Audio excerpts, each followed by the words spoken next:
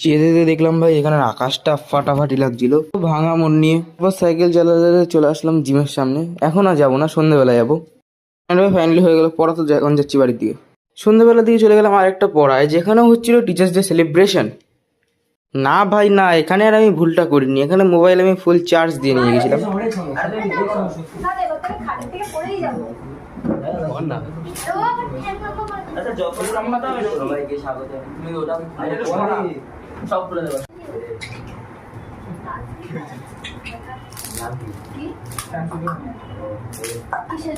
নাম যা দিয়েছিস আমি ছবি তুলতে পারবো নাকি? এই যে সামনে না ছবি তুমি তো নিজেই বলেছো তোমার শুভদীপ নাম নেই, শ্যামসুন্দর দাস। না আমরা কেকের দোকানে গেছি, বলছি দাদার নাম কি?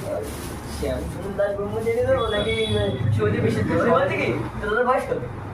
কারণ দাদা নাম পড়াতে তো 22 বছর, বলছে তাহলে শ্যামসুন্দর দে 8 নাম্বার দিকে। আমার ছবি। হ্যাঁ